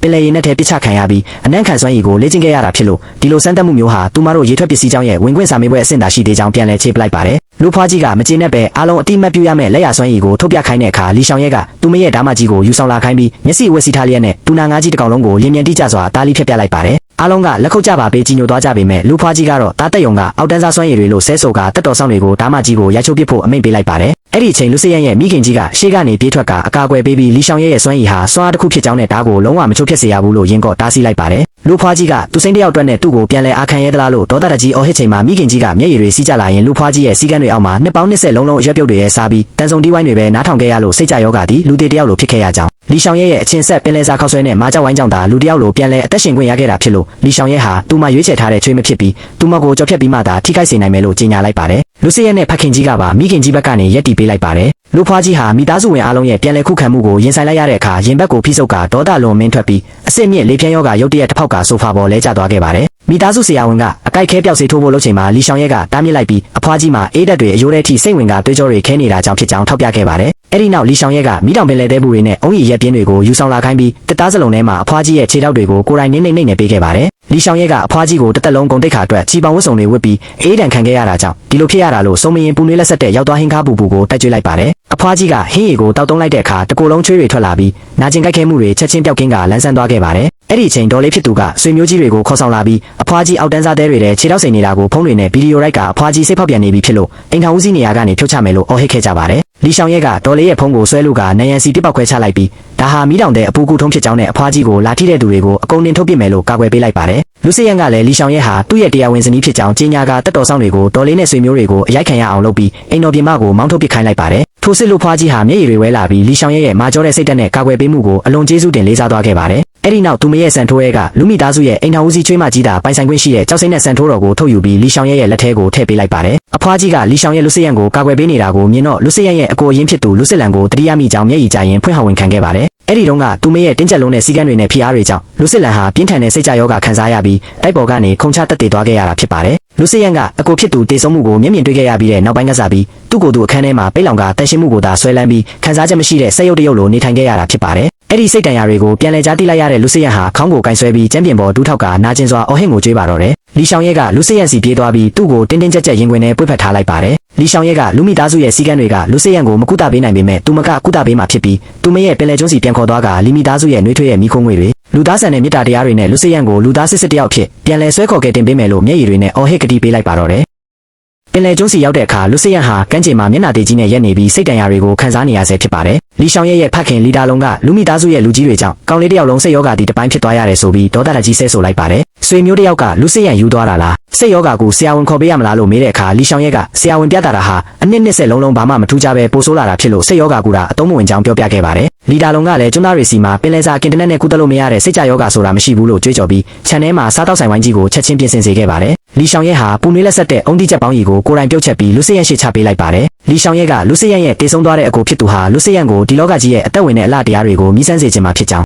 ပါဇက်ကိုဖွင့်ပြီးမျိုးချလိုက်ရုံနဲ့အသက်ရှင်ရတာဘလောက်ကောင်းမွန်တယ်လဲဆိုတာသိလာလိမ့်မယ်လို့ဖြောင်းဖျတိုက်တွန်းခဲ့ပါတယ်။လူစစ်ရန်ကဟင်းရည်တစုံကိုမြည်ဆန်းတောက်လိုက်တဲ့အခါမျက်ရည်တွေစီးကျလာပြီးလီရှောင်ရဲကိုတင်းတင်းကြပ်ကြပ်ပွေ့ဖက်ကရင်ထဲကနာကျင်မှုတွေကိုအတန်ကုန်အော်ဟစ်ကိုကြွေးထုတ်ပစ်လိုက်ပါတော့တယ်။စိတ်တန်ရာတွေတက်တာလာတဲ့နောက်လီတာလုံးကလူစစ်ရန်ကိုလီမီသားစုမှာအလာကားထမင်းကျွေးမထားဘူးဆိုကခြံထဲကအုံးသီးတွေနဲ့ဒူးရင်သီးပုံကြီးကိုလက်နဲ့အကုန်ခွဲခိုင်းပြီးမပြီးမချင်းထမင်းမကျွေးဘူးလို့စေခိုင်းလိုက်ပါတယ်။လူစစ်ရန်ကလည်းပြုံးရှင်စွာနဲ့လက်ခံပြီးအင်ဂျီလက်ကိုမတင်ကဒူးရင်သီးတွေကိုကိုယ်တိုင်ခွဲပြခဲ့ပါတယ်။အဲ့ဒီအချိန်အစိမ်းရောင်ပြန်ကားတစ်စီးအရှိန်ပြင်းစွာမောင်းဝင်လာပြီးကျွန်းသားတထေးလေးချီထန်ရောက်လာခဲ့ပါတယ်။သူကလူစစ်ရန်ကိုအသားဖြူဖြူနဲ့အလုံးကျန်းလုံးနေရတဲ့လူမမာကောင်လေးလို့လောင်ပြောင်ပြီးဒီလိုလူကလီရှောင်ရဲကိုမကာကွယ်နိုင်တာကြောင့်ချက်ချင်းကန်ထုတ်ပြီးသူ့ကိုယူဖို့ပြောဆိုလိုက်ပါတယ်။လီရှောင်ရဲကဒေါသကြီးနဲ့လူစစ်ရန်ဟာသူမရဲ့ယောက်ျားဖြစ်လို့ပါဇက်ပိတ်ထားဖို့တတိပေးပေမဲ့ချီချန်းကအုံးတီချင်းကိုကန်ချကလူစစ်ရန်ကိုမိမနောက်မှာပုံမနေပဲယောက်ျားချင်းချင်းအရက်တောက်ပြန်ပြီးရှုံးတဲ့သူအပြီးထွက်သွားဖို့စိန်ခေါ်လိုက်ပါတယ်။လူစစ်ရန်ကအေးအေးဆေးဆေးထရက်ပြီးလက်ကိုတုပ်လိုက်ကအရက်တောက်ပြန်တာဟာလူရိုင်းတွေရဲ့ကစားပွဲဖြစ်ပြီးသူကတော့ရန်သူကိုအမြစ်ကနေချိန်မုံရတာပိုကြိုက်တယ်လို့တုံ့ပြန်ခဲ့ပါတယ်။အဲ့ဒီနောက်လူစစ်ရန်ကဖုံးထုတ်ပြီး3မိနစ်အတွင်းတောင်ပင်လယ်ချီမီသားစုပိုင်အကြီးဆုံးပင်လယ်ရေကြောင်းပို့ဆောင်ရေးကုမ္ပဏီ3ခုလုံးရဲ့ဆရော့ရှယ်ယာတွေကိုဈေးကွက်ထဲအပြတ်ထိုးချတိုက်ခိုက်ခိုင်းလိုက်ပါတယ်။စက္ကန့်ပိုင်းတွင်ချီချန်းစီဖုံးဝင်လာပြီးသူ့မိသားစုကုမ္ပဏီဟာဘီလီယံချီတဲ့အရင်းနှီးတွေရဲ့တိုက်ခိုက်မှုကြောင့်ဆရော့ဈေးအောက်ဆုံးထိထိုးကျသွားပြီဖြစ်လို့အခုချက်ချင်းပြန်လာဒူးထောက်ဖို့ဖခင်ဖြစ်သူကဒေါသတကြီးအောင်ငေါ့ပါတော့တယ်။ချီချန်းခများထိတ်လန့်တုံလုပ်ပြီးကျမ်းပြင်ပေါ်ဒူးထောက်လဲကျသွားခဲ့ပါတယ်။အဲ့ဒီနောက်လူအိမ်တော်မှာဒေါ်လေးဖြစ်သူကလူစစ်ရန်ဟာကျွန်းပေါ်မှာဒူးရင်သီးတွေခွဲပြီးယူသွတ်နေပြီဖြစ်လို့အမွေဆက်ခံသူဖြစ်မထိုက်တန်တော့ကြောင်းဖခင်ကြီးကိုမိထိုးပေးနေခဲ့ပါတယ်။အဲ့ဒီအချိန်လူစစ်ရန်နဲ့လီရှောင်ရဲတို့ပြန်လည်ရောက်ရှိလာခဲ့ပါတယ်။လူစစ်ရန်ရဲ့လက်ထဲမှာကြံရိုးတစ်ချောင်းကိုကိုင်ဆောင်ထားတာကိုတွေ့တော့ဖခင်ကြီးကလမ်းဘေးမိုက်တွေကိုလက်အိမ်မပါပဲကိုင်လာတယ်ဆိုပြီးဒေါသတကြီးစူပူလိုက်ပါတယ်။လူစစ်ရန်ကဒါဟာသူ့ဇနီးဝယ်ပေးထားတဲ့ကင်ထားတဲ့ကြံရိုးဖြစ်ပြီးအလွန်ချုံမြင်ကြောင်းပြန်ပြောကကိုယ်တိုင်ဝါစားပြလိုက်ပါတယ်။လူစစ်ရန်ကလူအိမ်တော်ရဲ့လေထုတွေဟာပုတ်တိုးနေစေဖြစ်တာကြောင့်ဒီအိမ်ထဲကအဖြူအမဲ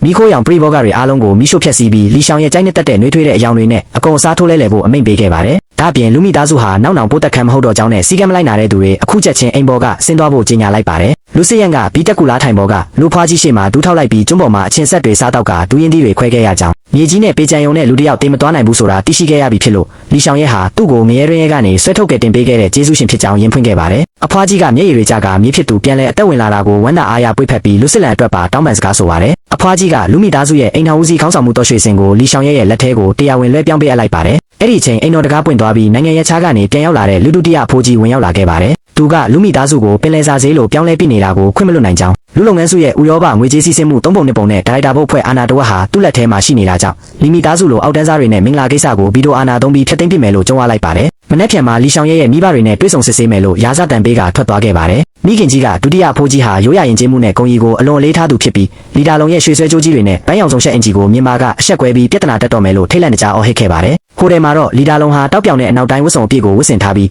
လန်ဒန်နောက်ပိုင်းကထေးကြီးတွေရဲ့ဟန်ပန်တိုင်းတရုတ်ဆောင်ပြကမနက်ဖြန်မှာအဲ့ဒီဒုတိယဖိုးကြီးကိုအထင်ကြီးသွားအောင်လုပ်ပြမယ်လို့သဘောကျစွာရေမောနေခဲ့ပါတယ်အဲ့ဒါကိုမြင်တဲ့လီရှောင်ရဲ့ခမညာလာမဲ့မနက်ဖြန်မှာကပ်ပေးကြီးတစ်ခုဆက်ရောက်တော့မယ်ဆိုပြီးဆိုဖာပေါ်ခေါင်းကိုက်ဆိုင်ကြကအော်ဟစ်ညီးသွားပါတော့တယ်လူအိမ်တော်မှာလူဒုတိယဖိုးကြီးကဆင်းရဲတဲ့ဒေသကလူတွေဟာရိုင်းဆိုင်တက်ကြတယ်ဆိုပြီးလီရှောင်ရဲ့မိဘတွေဘလောက်တောင်ရိုင်းဆိုင်မလဲဆိုတာစောင့်ကြည့်မယ်လို့မာနထောင်လွှားစွာထိုင်ဆောင်နေခဲ့ပါတယ်အဲ့ဒီအချိန်တကားပွင့်သွားပြီးတုတ်ကောက်ကင်ကအနောက်တိုင်းဝတ်စုံအပြည့်နဲ့မျက်မှန်တစ်ဖက်တက်ထားတဲ့လီရှောင်ရဲ့ဖခင်လီဒါလုံဟာလန်ဒန်ထက်တန်းလွှာပုံစံမျိုးဟန်ပါနဲ့ဝင်ရောက်လာခဲ့ပါတယ်လီဒါလုံကဒုတိယဖိုးကြီးကိုလက်ကြီးတစ်ကောင်လိုနှုတ်ပြတက်ကြနေပါလားလို့ချီကျူးဟန်နဲ့ရဲစရာနှုတ်ဆက်လိုက်တဲ့အခါအနောက်ကနေကြည့်နေတဲ့လီရှောင်ရဲ့ခမညာသူမဖေရဲ့တရုတ်ဆောင်မှုအလွဲလွဲချော်ချော်ဖြစ်နေတာကြောင့်မျက်နှာလွဲထားခဲ့ရပါတယ်ထို့နောက်ဒုတိယဖိုးကြီးကလီဒါလုံကိုဂုံရီချင်းစမ်းတက်ဖို့အတွက်လူမိသားစုရဲ့တီးတန့်ကောက်ကွင်းစီခေါ်ဆောင်သွားခဲ့ပါတယ်ကောက်ရိုက်တဲ့အခါလီဒါလုံကကောက်တံကိုငါးဖက်လေလော်တက်လို့အားကုန်လွှဲရိုက်လိုက်ရာမြေကြီးတွေပါတူးထွက်သွားပြီးဘောလုံးကကျင်းထဲမဝင်သွားပါဘူးဒုတိယဖိုးကြီးကကောက်တဆိုတာဘောလုံးရိုက်ဖို့ဖြစ်ပြီးလမ်းဘေးဟင်းအိုးတွေမွေဖို့မဟုတ်ကြောင်းဘလို့ပဲအထက်တန်းစားဝတ်စုံဝတ်ထားပါစေရွှေညွန်နှန်းကဆေးကြောလို့မရနိုင်ဘူးလို့အထင်သေးစွာကဲ့ရဲ့ခဲ့ပါတယ်စားတောက်ခန်းထဲရောက်တဲ့အခါဒုတိယဖိုးကြီးကစားပွဲတင်ဒလေးထုံးနှန်းတွေကိုဟန်ဆောင်လို့မရကြောင်းပြောဆိုရင်တန်ဖိုးကြီးမှုဖြူခဲ့အစားအစာတွေကိုတီခင်းကျွေးမွေးခဲ့ပါတယ်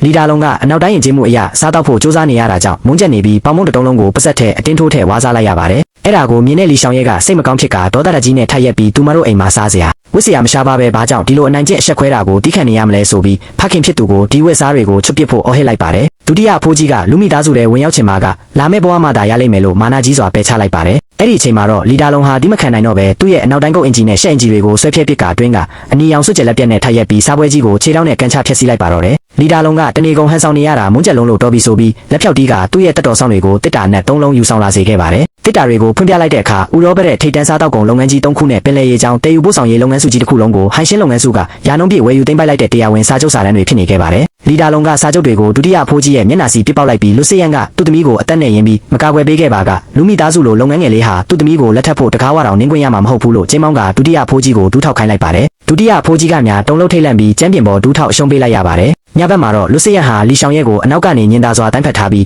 ဒီနေ့အတွက်သူမနဲ့ရောက်ခမကြီးစိတ်ဆင်းရဲခဲ့ရတာကိုနူးညံ့စွာတောင်းပန်ခဲ့ပါတယ်လူစစ်ရကလီရှောင်ရဲ့ကိုအမှန်တကယ်သူ့ရဲ့ဇနီးဖြစ်နေထိုင်ပေးဖို့အသင့်ဖြစ်ပြီလားလို့မေးလိုက်တဲ့အခါလီရှောင်ရဲ့ကမူလစာချုပ်တိုင်းဟန်ဆောင်စုံတွဲမဟုတ်ဘူးလားလို့ရေမောစာနောက်ခဲ့ပါတယ်လူစစ်ရကအရင်စာချုပ်ဟောင်းကိုလက်နဲ့ဆုပ်ဖြဲပစ်လိုက်ပြီးလီရှောင်ရဲ့လက်ထဲကိုရွှေရောင်ဖိုင်တွဲတစ်ခုထည့်ပေးလိုက်ပါတယ်အဲ့ဒါဟာလူစစ်ရဲ့ပိုင်ဆိုင်မှုအားလုံးနဲ့သူ့ရဲ့ဘဝတစ်ခုလုံးကိုလီရှောင်ရဲ့စီနှစ်ပေါင်း1000တိလွှဲပြောင်းပေးအပ်ထားတဲ့တသက်တာလက်တွဲဖော်သဘောတူညီချက်စာချုပ်အသစ်ဖြစ်နေခဲ့ပါတယ်လီရှောင်ရဲ့ကဝမ်းသာမျက်ရည်တွေစီးကျလာပြီးလူစစ်ရဲ့လက်ဘင်းကိုဆွဲဖက်ကနှစ်ဦးသားအချစ်မြတ်ဝန်းတွေနဲ့ကျင်နာစွာနမ်းရှိုက်ခဲ့ကြပါတယ်လောဝက်ခန့်ကြပြီးတဲ့နောက်မင်္ဂလာပွဲပြင်ဆင်ရေးအတွက်နှစ်ဖက်မိဘတွေတွေ့ဆုံခဲ့ကြပါတယ်လီဒါလုံကနှစ်ပေါင်း30တန်းရှိတောင်ပင်လယ်ရိုးရာရက်ပုံးကြီးကိုစားပွဲပေါ်တင်ပေးလိုက်ချိန်မှာဖခင်ကြီးကလူမိသားစုစီကံရထမင်းစားချိန်စကားမပြောရဘူးလို့အရင်လိုစတင်ဟန်တာဖို့စူးစမ်းလာပါတယ်ဒါပေမဲ့မိခင်ကြီးကဝိုင်ခွက်ကိုစားပွဲပေါ်ရိုက်ခွဲပစ်ပြီးလီဒါလုံစီကနေအရက်ကန်လုံးကြီးကိုတောင်းယူကအားရပါရမောတောက်ပြလိုက်ပါတယ်အဲ့ဒါကိုမြင်းနဲ့ဖခင်ကြီးကိုယ်တိုင်ကလည်းအားကြမခံချက်တုံမြင့်ကြီးကိုကန်ကာလီဒါလုံနဲ့အတူပခုံးဖက်ပြီးအရက်တွေအပြိုင်ဆိုင်တောက်တုံးကပျော်မြူးသွားကြပါတယ်ထိုစစ်မင်္ဂလာပွဲစီစဉ်သူအမျိုးသမီးကခမ်းမကြီးထဲမှာဘူဂေးရီးယားနင်းစီဖြူပန်းပွင့်ပေါင်းတသိန်းနဲ့မီရှလင်အဆင့်300အေးကန်ညစာပွဲပြင်ဆင်ထားကြောင်းတင်ပြလာခဲ့ပါတယ်လီဒါလုံကအတူပအိမ်လိုအဖြူရောင်တွေမကြိုက်ပဲပင်လယ်စာစားပွဲပေါင်း1000နဲ့မိဘုံတွေပြင်ဆင်ခြင်းတယ်လို့ပြောတယ်လို့ဖခင်ကြီးကလည်းဟင်းရီအိုးပေါင်း1000တပြိုင်နက်ချက်ပါကမိုးရွာတယ်လို့မိခိုးတွေထွက်လာနိုင်လို့မြို့တော်စီပင်ကွင်းပြုချက်မရနိုင်ဘူးဆိုပြီးအချင်းချင်းအပြိုင်ဆိုင်ညှင်းပွားနေကြပါတယ်အဲ့ဒီအချိန်လူစစ်ရန်ကအားလုံးကိုငြိမ်သက်စေပြီးသူ့ဘက်ကဆုံးဖြတ်ချက်ချပြီးဖြစ်ကြောင်းကြေညာလိုက်ပါတယ်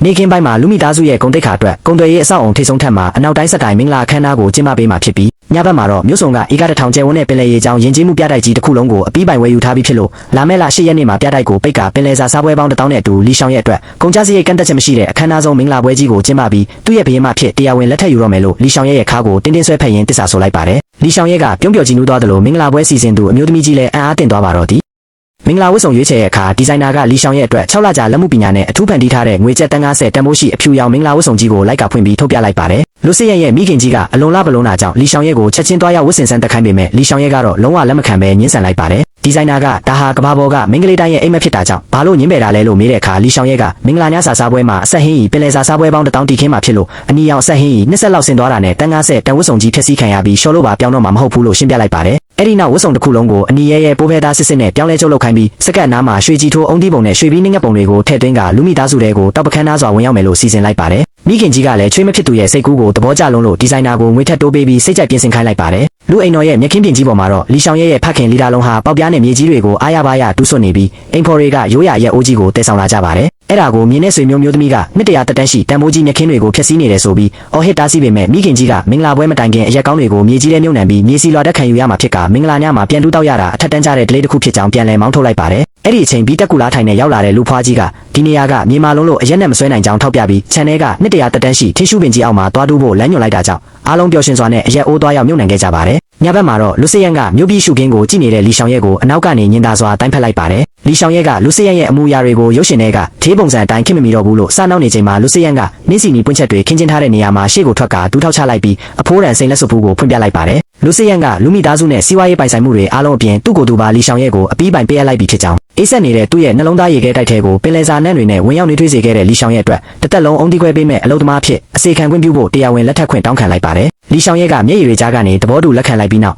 လူစရန်ကလက်စွပ်ကိုဝတ်ဆင်ပေးကနှစ်ဦးသားမျက်နှိုးစွာဖန်ထမ်းလိုက်ကြပါတယ်မင်္ဂလာရဲ့ခံပွဲညစာစားပွဲမှာတော့ဒေါ်လေးဖြစ်သူနဲ့လင်မီသားစုကတမိပြိုတို့ကအုံဒီခွဲတဲ့တော်သူမလေးလီရှောင်ရဲကိုစင်ပေါ်တက်ပြီးဘာပညာစွမ်းရည်ပြသနိုင်မှာလဲဆိုပြီးအထင်သေးစွာလောင်ပြောင်ခဲ့ကြပါတယ်လင်မီသားစုကတမိပြိုကဆန္ဒရားကိုကျွမ်းကျင်စွာတိခတ်ပြပြီးနောက်လီရှောင်ရဲကိုအထက်တန်းကြတဲ့အမှုပညာမတက်ပါကအခုချက်ချင်းအရှုံးပေးဖို့စိန်ခေါ်လိုက်ပါတယ်ထိုစစ်အနီရောင်ကိုခံပညာဝတ်စုံကိုဝတ်ဆင်ထားတဲ့လီရှောင်ရဲကပြေးစွာတန်းဝေလိုက်ပြီးပွဲကိုနိုးကြသွားအောင်ပြသဖို့ဖခင်လီဒါလုံးနဲ့အတူစင်မြင့်ပေါ်တက်လာခဲ့ပါတယ်လီရှောင်ရဲကလက်ချမ်းသားကောက်နှစ်လက်ကိုထုတ်ယူကလင်းမြန်ဖြက်လက်တဲ့ရိုးရာတိုင်းပညာစွမ်းရည်တွေကိုအမခန်းပြသလိုက်ပါတယ်လီဒါလုံးကနဲတန်ကိုအာဘာတရားမှုထုတ်ရင်ပစက်ထဲကနေမီလုံးကြီးတွေကိုကောင်းကင်ပေါ်ဝုန်းခနဲမှုထုတ်ပြလိုက်ရာတခန်းလုံးမီးအောင်တွေနဲ့အတူရင်တက်ရှုမောပွဲဖြစ်သွားခဲ့ရပါတယ်အဲ့ဒီတော်တွေနဲ့မိခင်ကြီးကမတ်တက်ရက်ပြီးစစ်မှန်တဲ့နိုင်ငံကုံဆောင်ရိုးရာအမှုပညာဖြစ်တယ်ဆိုပြီးတောင်းတောင်းဖြားဖြားလက်ခုပ်ကြပါပေးခဲ့ကြပါတယ်ဒေါ်လေးဖြစ်သူကမကျေနပ်ပဲဆင်အောက်ကနေလူမိသားစုရဲ့ဂုံတိတ်ခါကိုလမ်းဘေးအောက်တန်းစားမျက်လက်စွမ်းရည်တွေနဲ့ဖျက်ဆီးပစ်နေတယ်လို့ဒေါသရကြီးဆွဆွဲအော်ဟစ်လိုက်ပါတယ်အဲ့ဒီအခါမိခင်ကြီးကဒေါ်လေးစီတန်းလျှောက်သွားပြီးဘားကိုအားကုန်ဖျက်ရိုက်ချလိုက်ပါတယ်မိခင်ကြီးကလီရှောင်ရဲနဲ့ခမီးခမက်ပြသခဲ့တာဟာကျွန်းရိုးရာကျက်မဲ့ရင်ကျေးမှုအမွေနဲ့အစစ်အမှန်ဖြစ်ကြောင်းနိုင်ငံခြားယဉ်ကျေးမှုကိုမျက်စိမဲ့အထင်ကြီးနေတဲ့ဒေါ်လေးတို့တားမိတာလျင်လူမိသားစုရဲ့စစ်မှန်တဲ့အဆက်တကွဲဖြစ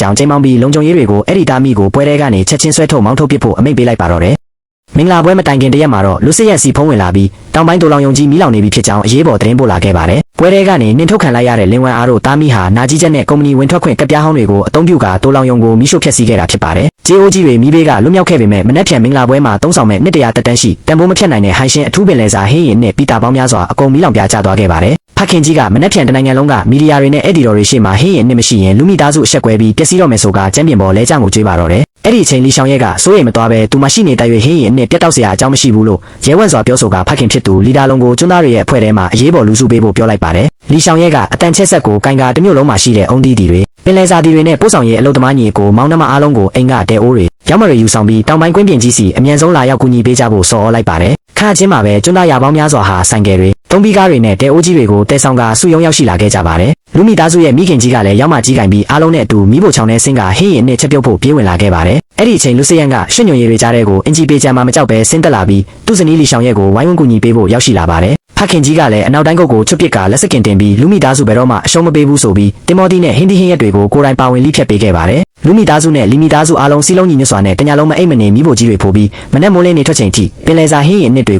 ုအောင်မြင်စွာချက်ပြုတ်ပြီးမြောက်ခဲ့ကြပါတယ်။မင်္ဂလာနေ့မနက်မှာတော့သူတို့သားဝတ်စုံနဲ့လူစရန်ကပျော်ရွှင်စွာစောင့်ဆိုင်နေခြင်းအခန်းထဲမှာသူတို့သမီးမရှိတော့တာကိုတွေ့လိုက်ရပါတယ်။လီဒါလုံးကသူ့သမီးမင်္ဂလာပွဲကိုကြောက်ပြီးကျွန်းပေါ်ပြန်ပြေးသွားပြီလားလို့ထိတ်လန့်တကြားအော်ဟစ်ချိန်မှာအရန်တို့သမီးကလီရှောင်ရဲ့ခြံထားခဲ့တဲ့စာတို့လေးကိုလာရောက်ပေးအပ်ခဲ့ပါတယ်။စာထဲမှာတော့အပြင်ကဟင်းရီအိုးတထောင်အတွက်စိတ်မချတာကြောင့်ဟိုင်ရှင်းလုပ်ငန်းစုရဲ့အိမ်ထောင်ဦးစီးခေါင်းဆောင်တယောက်အနေနဲ့မင်္ဂလာဝတ်စုံကြီးဝတ်ပြီးမိဖို့ချောင်းနဲ့ဆင်းကနောက်ဆုံးအဆင့်ဟင်းရီအိုးတွေကိုတွားရောက်ကြီးကြပ်နေကြောင်းဒီဟင်းရီအိုးအပိတက်တာနဲ့လက်ထပ်ဖို့ထွက်လာမယ်လို့ရေးသားထားပါတယ်။လူစရန်ကသဘောကျစွာပြုံးလိုက်ပြီးကိုယ့်အင်ဂျီကျဲဒီကိုဖြုတ်ကာသူ့ဇနီးစီအမြန်ပြေးသွားခဲ့ပါတယ်။မိဖို့ချောင်းထဲမှာအနီရောင်ရှေးရိုးရာမင်္ဂလာဝတ်စုံကြီးနဲ့လီရှောင်ရဲ့တဲအိုးကြီးကိုမွေးနေချိန်မှာလူစရန်ရောက်လာပြီးသူမရဲ့လက်ကိုအနောက်ကနေညင်သာစွာဆုပ်ကင်ကငါမိမကိုတယောက်တည်းအလုံးမလုံးစေရဘူးလို့ပြောပြီးနှစ်ဦးသားအတူတကွရောက်မှကြီးကိုမြောက်ကဟင်းရီအိုးကြီးကိုအောင်မြင်စွာပြီးတက်လိုက်ကြပါတယ်။အဲ့ဒီနောက်လူစရန်ကလီရှောင်ရဲ့ကိုရင်ခွင်ထဲပွေ့ချီပြီးမင်္ဂလာပွဲစီခေါ်ဆောင်သွားပါတယ်။ထို့နောက်ရေကန်ဘေးကဧကထောင်ချီကျဲဝန်းတဲ့ကွင်းပြင်ကြီးထဲမှာတော့ရိုးရာကြီးအိုးကြီးတွေနဲ့ပင်လယ်စာစားပွဲပေါင်း1000အငွေ့1000ထောင်ထနေပါတယ်။စင်မြင့်ပေါ်မှာလူစရန်ကမိုက်ခရိုဖုန်းကိုကင်ပြီးတမျိုးလုံးရှေ့မှာသူ့ရဲ့အချစ်တစ္ဆာကိုကြေညာလိုက်ပါတယ်။ဒီနေ့ဟာလီရှောင်ရဲ့ကိုလက်ထပ်တဲ့နေ့ဖြစ်တယ်လို့သူကိုယ်တိုင်ကလည်းတောင်ပင်လယ်လီမီသားစုစီအိမ်ထောင်ပြုတ်တဲ့အဖြစ်တရားဝင်ရောက်တဲ့နေ့ဖြစ်ကြောင်းလူလုပ်ငန်းစုရဲ့ပိုင်ဆိုင်မှုအားလုံးကိုဟိုင်ရှင်းလုပ်ငန်းစုနဲ့ပူးပေါင်းလိုက်ပြီးဖြစ်ပြီးတဘဝလုံးတည်တည်တိုင်အောင်လီရှောင်ရဲ့လူဖြစ်တာရှင်တန်သွားမယ်လို့တစ္ဆာဆိုခဲ့ပါတယ်။လီရှောင်ရဲ့ကပျော်ရှင်မျက်ရည်တွေနဲ့လူစရန်ကိုအယူလေးလို့ခေါ်ဆိုကာပွေ့ဖက်လိုက်ပါတယ်။လီဒါလုံးကလူစရန်ရဲ့တတိနဲ့စိတ်ရင်းမှန်ကိုအလွန်သဘောကျသွားပြီးခြံထဲကတူးဖော်ထားတဲ့အနှစ်30တက်တန်းရှိရိုးရာရက်အိုးကြီးကိုဖွင့်ဖောက်ကအားရပါရတိုက်ကြွေးခဲ့ပါတယ် အဲ့ဒီအချိန်လူဖွားကြီးကအရက်ကန်လုံးကြီးကိုကိုင်းမြောက်ပြီးလီတာလုံးကိုအယိုသေးပေးကလူမိသားစုရဲ့တင်းကျပ်လုံးနဲ့စီကန်းတွေကြောင့်မြေဖြစ်သူဆက်ရုပ်လိုဖြစ်ခဲ့ရပေမဲ့မိတောက်တစ်ခုလိုတောက်ပတဲ့လီရှောင်ရဲ့ကြောင့်သာလူစိတ်ရဲ့အသက်ပြန်လဲရှင်တန်ခွင့်ရခဲ့တာဖြစ်ကြောင်းဒီနေ့ကစပြီးလူမိသားစုမှာရှေးရိုးစီကန်းတွေမရှိတော့ဘဲလီရှောင်ရဲ့စီကန်းဟာသာလျှင်လူမိသားစုရဲ့စီကန်းဖြစ်ကြောင်းကြေညာကအရက်တပကံလုံးကိုမောတောက်ပြလိုက်ပါတော့တယ်အားလုံးတောင်းတောင်းဖြဖြလက်ခုပ်တီးအောင်ပွဲခံနေချိန်မှာပဲမင်္ဂလာဝတ်စုံနဲ့လီရှောင်ရဲ့ကဝိုင်ကွက်ကိုကောက်ကင်တောက်သုံးဖို့လုံရင်ရုတ်တရက်ရင်ပြည့်အန်ချင်တယ်လို့ဖြစ်ကပါဇက်ကိုလက်နဲ့အမြန်အုပ်လိုက်ရပြီးဝိုင်ကွက်လေးကျန်းပြင်ပေါ်လွတ်ကျသွားပါတော့တယ်လီရှောင်ရဲ့ဟာရုတ်တရက်ရင်ပြည့်အန်ချင်တယ်လို့ဖြစ်ကပါဇက်ကိုအုပ်လိုက်ပြီးလက်ထဲကဝိုင်ကွက်ကျန်းပြင်ပေါ်ကျကွဲသွားပါတယ်အဲ့ဒါကိုမြင်တဲ့လူစိရန်ဟာတစုံတယောက်ကအစိတ်ခတ်လိုက်တာလားဆိုပြီးအလွန်မင်းထိတ်လန့်သွားကဆရာဝန်ကိုချက်ချင်းခေါ်ယူစစ်ဆေးစေခဲ့ပါတယ်ဆရာဝန်ရောက်လာပြီးစစ်ဆေးတိုင်းလာလိုက်တဲ့အခါအစိတ်မိတာမဟုတ်ပဲပြင်းထန်တဲ့ကိုယ်ဝန်လက္ခဏာပြုတ်အပ်မှုဖြစ်ကြောင်းလီရှောင်ရဲ့မှာကိုယ်ဝန်နှစ်လကျော်ရှိနေပြီဖြစ်ကြောင်းဝမ်းသာအားရကြေညာလိုက်ပါတယ်လူစိရန်ကတွက်ချက်ကြည့်လိုက်ပြီးအဲ့ဒီနေ့ဟာလူလုပ်ငန်းစုစားတောက်ဆိုင်ရဲ့အနားယူခန်းထဲမှာနှစ်ဦးသားပထမဆုံးအတူရှိခဲ့တဲ့နေ့ဖြစ်ကြောင်းတတိယသွားခဲ့ပါတယ်အားလုံးရှိမှရက်စွဲတွေထုတ်ပြောနေတဲ့လူစိရန်ရဲ့ပါဇက်ကိုလီရှောင်ရဲ့ကရှက်ရွံ့စွာနဲ့အမြန်လန်းပိတ်လိုက်ရပါတယ်အဖိုးဖြစ်တော့မဲ့လီရှောင်ရဲ့ဖခင်လီတာလုံးကအလွန်မင်းပျော်ရွှင်ခုန်ပေါက်သွားပြီးဒီနေ့ညအဲ့ဒီတော့အားလုံးကိုမုံဘုံငွေ30တီပေးဝေမယ်လို့ကြေညာလိုက်ပါတယ်လူစိရန်ကတော့ဖခင်တယောက်ဖြစ်လာတော့မှကိုမယုံနိုင်လောက်အောင်ဝမ်းသာမျက်ရည်တွေကျလာပြီးလီရှောင်ရဲ့ရှေ့မှာဒူးထောက်ကသူမရဲ့ဘိုင်လေးကိုညင်သာစွာထိတွေ့လိုက်ပါတယ်လူစိရန်ကသူ့ရဲ့အသက်ကိုကယ်တင်ပေးခဲ့တဲ့အပြင်ပြည့်စုံတဲ့ဘဝတစ်ခုကိုပေးသနာခဲ့တဲ့အတွက်ဇနီးဖြစ်သူကိုမျက်ရည်တွေကြားကနေလိုက်လဲကျေးဇူးတင်စကားဆိုပါတော့တယ်လီရှောင်ရဲ့ကမငိုဖို့ဖြောင်းဖြရင်ကျေးဇူးတင်ခြင်းရင်အဆက်ဟင်းရည်တွေကပင်လယ်မြစ်တတုံးသွားစေကျွေးဖို့စာနောက်တောင်းဆိုခဲ့ပါတယ်ဒါပေမဲ့လူစိရန်ကတော့ချက်ချင်းမျက်နှာတီးသွားပြီးကိုဝင်ဆောင်ပထမ3လအတွင်းအဆက်စားစာတွေကိုဆရာဝန်ကတားမြစ်ထားတာကြောင့်ဒီနေ့ကစပြီးပြင်းထန်တဲ့အချင်းဆက်တွေလုံးဝမစားရဘူးလို့တားမြစ်လိုက်ပါတယ်လီရှောင်ရဲ့ကသူမကိုလာထင်းချုပ်ရဲလားဆိုပြီးမျက်စောင်းထိုးပေးကက်ကလုပ်ပေမဲ့လူစိရန်ကအခြားကိစ္စအလုံးမှာအလိုလိုက်နိုင်ပေမဲ့ကလေးနဲ့မိခင်ကျမရဲ့အတွက်တော့အလျှော့မပေးနိုင်ဘူးဆိုကကလေးဆန်စွာဇနီးဖြစ်သူကိုအနှွင့်တာခံလိုက်ပါတယ်အဆုံးသတ်မှာတော့လူစိရန်နဲ့လီရှောင်ရဲ့တို့ဇနီးမောင်နှံနှစ်ဦးဟာအငွေ့ထောင်းထက်နေတဲ့ဟင်းရီအိုးကြီးပေါင်းများစွာရှေ့မှာအချင်းချင်းကျင်နာမျက်နှိုးစွာရက်ကြည့်ရင်လူဘဝဆိုတာအချင်းဆက်ဟင်းရီအိုးကြီးလိုတစ်ခါတလေမျက်ရည်ကျလောက်အောင်ခါးသီးနာကျင်ရပေမဲ့တတိရှိနဲ့ရင်ဆိုင်ကြော်ဖြတ်နိုင်ပါကအလားပါဆုံးနဲ့အနှွေးထွေးဆုံးဘဝတစ်ခုကိုပိုင်ဆိုင်နိုင်ကြောင်းပြသရင်အားလုံးပျော်ရွှင်ခြင်းမြေစွာနဲ့ဇလန်းလေးပြီးဆုံးသွားပါတော့သည်